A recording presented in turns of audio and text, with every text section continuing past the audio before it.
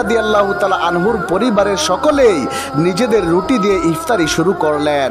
হযরত ফাতেমা রাদিয়াল্লাহু তাআলা আনহা ওনার ভাগের অর্ধেক রুটি খেয়ে সমাপ্ত করলেন এবং বাকি অর্ধেক রুটি তিনি ওনার আঁচলে বেঁধে ফেললেন। এই দৃশ্য দেখে হযরত আলী রাদিয়াল্লাহু তাআলা আনহু ফাতেমা রাদিয়াল্লাহু তাআলা আনহাকে উদ্দেশ্য করে বললেন, হে ফাতেমা, তুমি তো মাত্র অর্ধেক রুটি খেলে, তোমার কি কোনো ক্ষুধা নেই? হযরত হাসান এবং হুসাইন রাদিয়াল্লাহু তাআলা আনহু এই দৃশ্য দেখে তারাও তাদের মাকে একই প্রশ্ন করলেন, আম্মাজান, ঠিকই তো, আপনি অর্ধেক রুটি খেলেন আর বাকি অর্ধেক রুটি না খেয়ে কেন আঁচলে বাঁধলেন? তখন জবাবে হযরত ফাতেমা রাদিয়াল্লাহু তাআলা আনহা বললেন, যখন আমি রুটি খাচ্ছিলাম তখন হঠাৎ করেই আমার আব্বাজানের কথা মনে পড়ে গেল। যদিও এখানে আমরা বসে বসে ইফতার করছি, এমনও তো হতে পারে যে অন্যদিকে আমার রাসূল না খেয়ে আছেন। একজন মেয়ে তার আব্বাজানকে অভুক্ত রেখে কিভাবে পেট ভরে খেতে পারে? এ কথা বলেই হযরত ফাতেমা রাদিয়াল্লাহু তাআলা আনহা আমাদের নবী হযরত মুহাম্মদ সাল্লাল্লাহু আলাইহি ওয়াসাল্লামের ঘরের উদ্দেশ্যে রওনা দিলেন।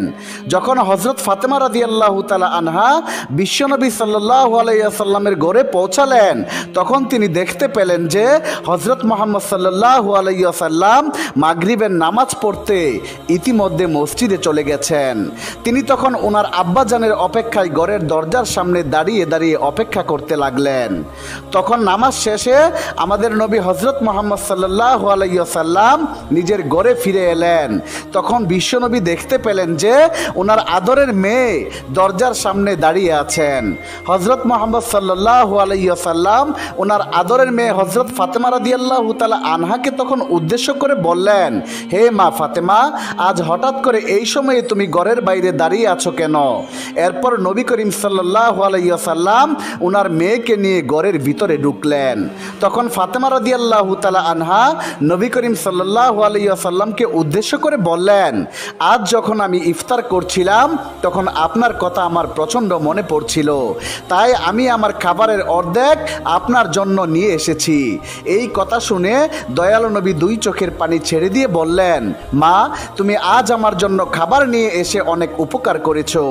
আজ যদি তুমি আমার জন্য খাবার নিয়ে না আসতে তাহলে হয়তো চতুর্থ দিনের মতো আমাকে অভুক্ত অবস্থায় থাকতে হতো। নবীর মুখে এমন কথা শুনে হযরত ফাতেমা রাদিয়াল্লাহু তাআলা আনহার দুই চোখ অশ্রুসিক্ত হয়ে গেল। হযরত ফাতেমা রাদিয়াল্লাহু তাআলা আনহা তার আঁচল থেকে সেই রুটির অর্ধেক টুকরো বের করে ছিঁড়ে ছিঁড়ে আমাদের নবীকে খাওয়াতে লাগলেন এবং অশ্রুসিক্ত কণ্ঠে আমাদের নবীকে বললেন, আব্বাজান, আজ হয়তো আমার বদৌলতে আপনি কিছু খেতে পেয়েছেন, কিন্তু কাল কি হবে? কালকে আপনি খাবারের জন্য কি পাবেন? আমাদেরই বা কি হবে? আমরা তো এটাও জানি না যে কাল আমরা কিছু খাবার পাবো কিনা। এই কথা শুনে আমাদের নবী ওনার আদরের মেয়েকে উদ্দেশ্য করে বললেন, মা, বেশি বেশি ধৈর্য ধারণ করো, কারণ আমাদের এই ধৈর্যের কারণে আল্লাহ রব্বুল আলামিন আমার দুর্বল উম্মতের গুনাহসমূহ ক্ষমা করে দিবেন। সুবহানাল্লাহ। প্রিয় বন্ধুরা, এই ছিল নবী পরিবারের কষ্টের রোজা। হযরত মুহাম্মদ সাল্লাল্লাহু আলাইহি ওয়াসাল্লাম তার উম্মতকে বাঁচানোর জন্য কতই না প্রচেষ্টা করেছেন। 3 দিন যাবত না খেয়ে কাটিয়েছেন, কিন্তু তিনি বিন্দু মাত্র কষ্ট পাননি। হযরত মুহাম্মদ সাল্লাল্লাহু আলাইহি ওয়াসাল্লাম চেয়েছেন ওনার কষ্টের বিনিময়ে যেন ওনার উম্মত অর্থাৎ আমাদের গুনাহসমূহকে ক্ষমা করে দেওয়া হয়। কিন্তু প্রিয় দর্শক, আমরা নবীজির উম্মত হয়েও নবীজির সুন্নত পালন করি না। ওনারা ইফতার করার জন্য যত সামান্য খাবার খেয়েছেন, অথচ যদি আমরা আমাদের দিকে লক্ষ্য করি তাহলে আমরা দেখতে পাই যে আমরা যা খাই তার চাইতে বেশি অপচয় করি।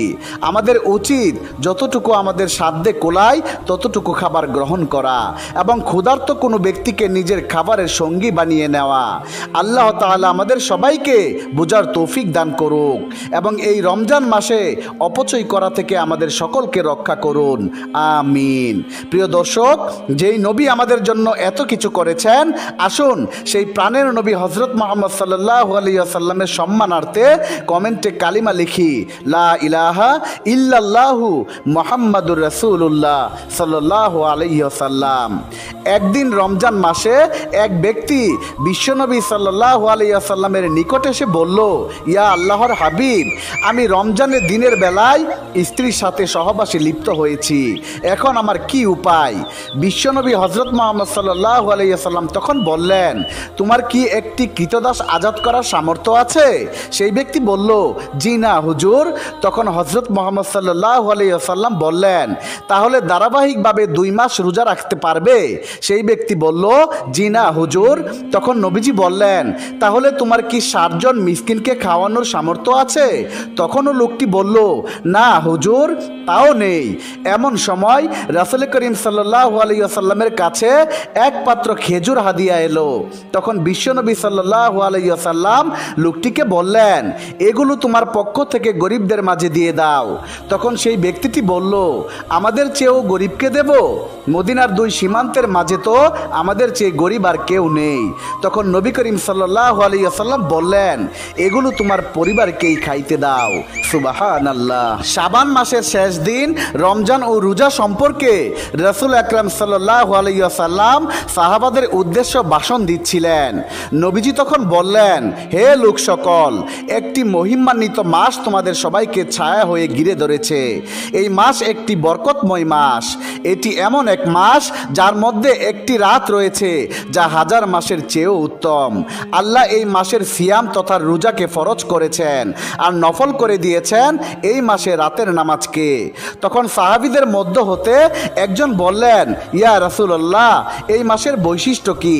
তখন মুহাম্মদ সাল্লাল্লাহু আলাইহি ওয়াসাল্লাম বললেন, যে ব্যক্তি এই মাসে একটি নফল কাজ করবে সে যেন অন্য মাসের একটি ফরজ আদায় করলো, আর যে ব্যক্তি এই মাসে একটি ফরজ আদায় করবে সে যেন অন্য মাসের 70টি ফরজ সম্পাদন করলো।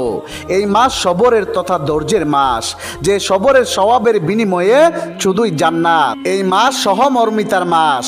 রোজাদার মুসলমান পরস্পর একে অপরের সাহায্যকারী। অতঃপর একজন সাহাবী বললেন, ইয়া রাসূলুল্লাহ, এই মাসের প্রাপ্তি ও মর্যাদা কি? তখন হযরত মুহাম্মদ সাল্লাল্লাহু আলাইহি ওয়াসাল্লাম বললেন, এই রমজান মাস এমন এক মাস যাতে মুমিনের অর্থাৎ রোজাদার বান্দার রিজিক বাড়িয়ে দেওয়া হয়। যে ব্যক্তি এই মাসে কোনো রোজাদারকে ইফতার করাবে, এই ইফতার তার গুনাহ মাফের কারণ হবে, জাহান্নামের আগুন থেকে মুক্তির উপায় হবে, তার সওয়াব হবে রোজাদারের অনুরূপ, কিন্তু রোজাদারের সওয়াব একটুও কমানো হবে না। তখন উপস্থিত সাহাবারা বললেন, হে আল্লাহর রাসূল, আমাদের সবাই তো রোজাদারের জন্য ইফতারের আয়োজন করতে সমর্থ নয়। তখন রাসূল আকরাম সাল্লাল্লাহু আলাইহি ওয়াসাল্লাম বললেন, এই সওয়াব আল্লাহ তাআলা ওই ইফতার পরিবেশনকারীকেও দান করেন যে একজন রোজাদারকে 1 চুমুক দুধ, 1টি খেজুর অথবা 1 চুমুক পানি দিয়ে ইফতার করায়। আর যে ব্যক্তি একজন রোজাদারকে পেট ভরে খাইয়ে পরিতৃপ্তি করলো, আল্লাহ তাআলা তাকে বেহেশতের হাউজে কাউসার থেকে এভাবে পানি খাইয়ে পরিতৃপ্ত করবেন, এমনকি সে জান্নাতে প্রবেশ করবে এবং সেখানে সে আর পিপাসার্ত হবে না। অতঃপর হযরত মুহাম্মদ সাল্লাল্লাহু আলাইহি ওয়াসাল্লাম আরও বললেন, হে সাহাবাগণ, তোমরা শুনে রাখো, এটা এমন এক মাস যার প্রথম অংশে রহমত, মধ্য অংশে মাগফিরাত এবং শেষ অংশে হলো জাহান্নামের আগুন থেকে নাজাত। যে ব্যক্তি এই মাসে তার অধীনস্থদের বার বোঝা সহজ করে দেবে, আল্লাহ তাআলা তাকে ক্ষমা করবেন, তাকে জাহান্নামের আগুন থেকে মুক্তি দেবেন। অতএব তোমরা 4টি কাজ বেশি বেশি করবে, 2টি কাজের মাধ্যমে আল্লাহকে সন্তুষ্ট করবে। তা হলো লা ইলাহা ইল্লাল্লাহ, অর্থাৎ আল্লাহ ছাড়া কোনো উপাস্য নেই, এই সাক্ষ্য প্রদান করবে এবং ক্ষমা প্রার্থনা করবে। আর 2টি কাজ এমন যা করা ছাড়া তোমাদের কোনো উপায় নেই, তা হলো আল্লাহর কাছে বেহেশত চাওয়া এবং দুজুখ থেকে মুক্তি লাভ চাওয়া। সুতরাং মুমিন মুসলমানের উচিত বিশ্বনবী সাল্লাল্লাহু আলাইহি ওয়াসাল্লামের ঐতিহাসিক এই ভাষণের আলোকে রমজান ও রোজা পালন করা, হাদিসের ঘোষিত নিয়ামত এবং উপকারিতাগুলো নিজেদের জন্য মেনে নেওয়া, ক্ষমা পাওয়ার মাধ্যমে জাহান্নাম থেকে নিজেকে মুক্ত করার চেষ্টা করা। প্রিয় বন্ধুরা, আসুন আমরা আল্লাহ তাআলার নিকট প্রার্থনা করি, হে আল্লাহ, মুসলিম উম্মাহকে রমজানের রহমত, বরকত মাগফিরাত ও নাজাত পাওয়ার তৌফিক দান করুন। হাদিসে বর্ণিত আমলগুলো যথাযথভাবে পালন করার তৌফিক দান করুন। বিশ্বনবী সাল্লাল্লাহু আলাইহি ওয়াসাল্লামের ঘোষিত অতুলনীয় নিয়ামতগুলো পাওয়ার তৌফিক দান করুন, আমিন। প্রিয় বন্ধুরা, এই রমজান মাসে আমরা বেশি বেশি করে আল্লাহর কাছে নিজেদের গুনাহ মাফের জন্য দোয়া করব এবং পবিত্র রমজান মাসকে কেন্দ্র করে সমস্ত খারাপ কাজ থেকে নিজেদেরকে বিরত রাখব এবং রমজানের 30টি রোজা আল্লাহ পাক যেন আমাদেরকে সঠিকভাবে রাখার তৌফিক দান করে। সকলেই কমেন্টে লিখুন, আমিন।